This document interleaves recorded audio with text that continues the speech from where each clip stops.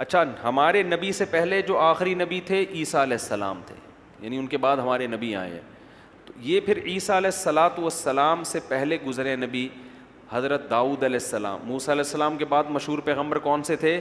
داؤد علیہ. پرسوں ان کا واقعہ بیان کیا تھا نا کہ بنی اسرائیل میں داؤد جو تھے انہوں نے قتل کیا جالوت کو، پھر اللہ نے بنی اسرائیل کی حکومت آ گئی. داؤد علیہ السلام کے بیٹے سلیمان علیہ السلام. پھر اچھا یونس علیہ السلام بھی قدیم پیغمبروں میں سے ہیں، ان کا زمانہ بھی حضرت ابراہیم علیہ السلام سے پہلے کا ہے.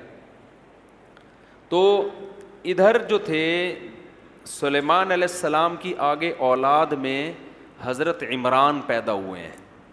کون پیدا ہوئے ہیں؟ اب یہ پیغمبر تھے یا نہیں تھے اس سے قرآن خاموش ہے. تو حضرت عمران چونکہ انہی پیغمبروں کی اولادوں میں تھے، گھروں میں عبادت اور ظاہر ہے پیغمبروں کا خون تھا، تو اللہ نے حضرت عمران کو بیٹی دی جن کا نام کیا تھا؟ مریم. حضرت عمران کی اہلیہ نے منت مانی کہ میرے اگر اولاد ہوگی تو میں اسے مسجد اقصیٰ کی خدمت کے لیے وقف، وہ دین کی خدمت کے لیے وقف ہوگی.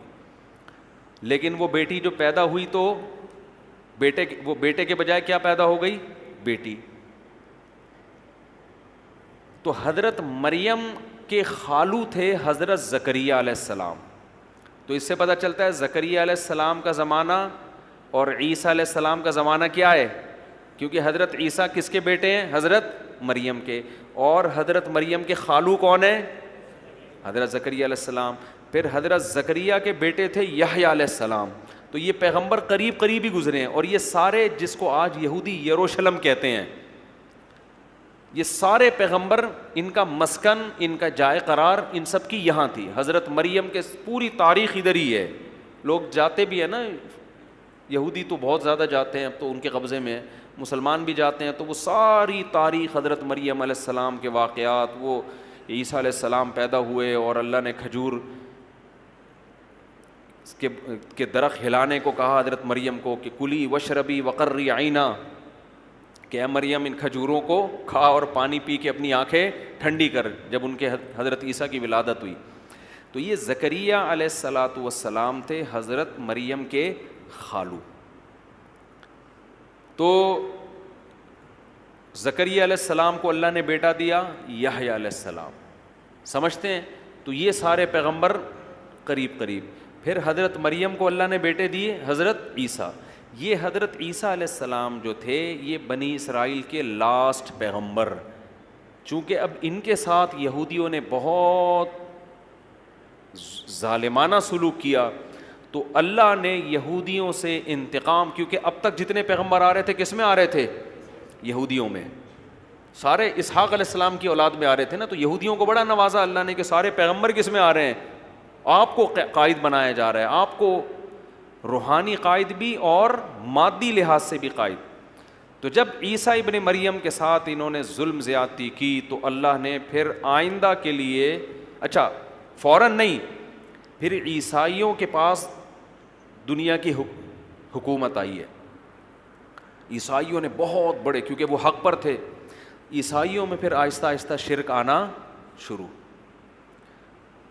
جیسے ہماری قوم میں شرک آیا نا، رسول اللہ صلی اللہ علیہ وسلم کی سیرت پہ جلسے ہو رہے ہیں، آپ کی تعریفیں ہو رہی ہیں، یہاں تک تو ٹھیک ہے. ہوتے ہوتے اب ہر خطیب کو کچھ نئی چیز مارکیٹ میں لانی ہے. وہ وہی تعریف کرے گا جو پہلے والا کر کے گیا ہے، تو پبلک کو مزہ نہیں آتا.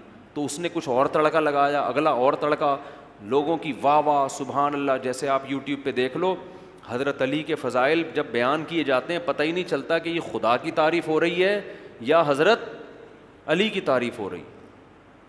کیونکہ خطیب کا مقصد کیا ہوتا ہے؟ مجمع کو گرم کرنا.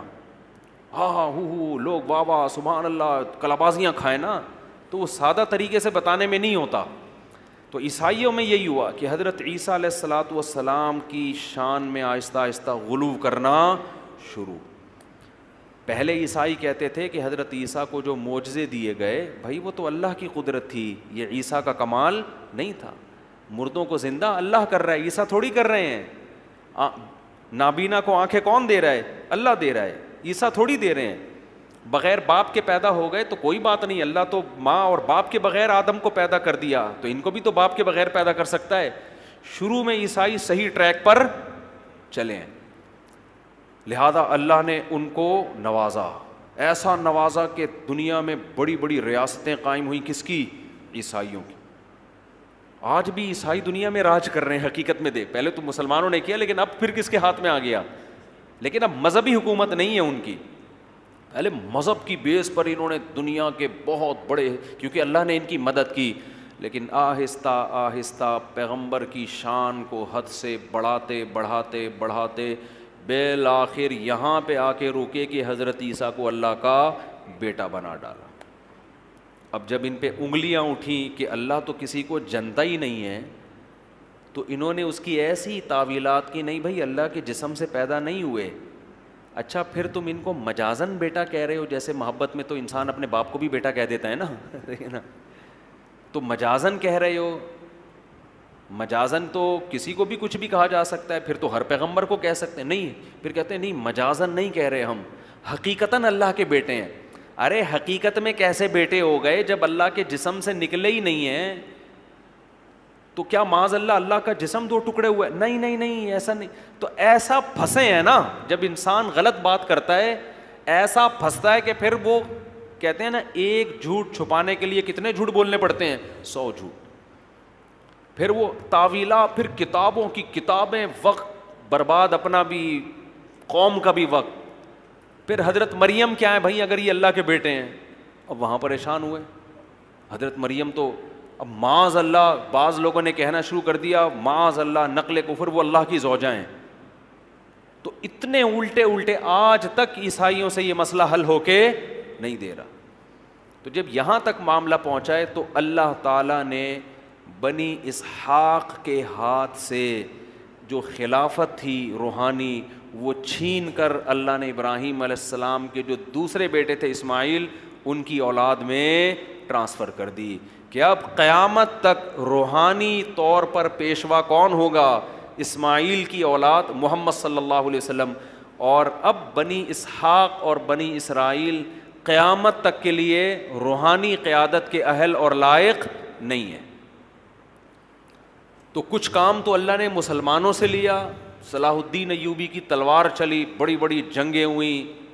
پھر استنبول میں سلطان محمد فاتح نے عیسائیوں کی 1000 سال کی خلافت کو, کیونکہ اللہ کی مدد اب کس کے ساتھ ہونے لگی؟ مسلمانوں. اور کچھ انہوں نے خود کر دیا. خود انہوں نے یہ کیا کہ یہ خود اپنے مذہبی پیشواؤں کی الٹی الٹی باتوں سے پریشان ہو گئے تھے. کیونکہ جب ایک دفعہ پھینکتا ہے نا انسان, تو آہستہ آہستہ وہ پھینکو بن جاتا ہے. پھر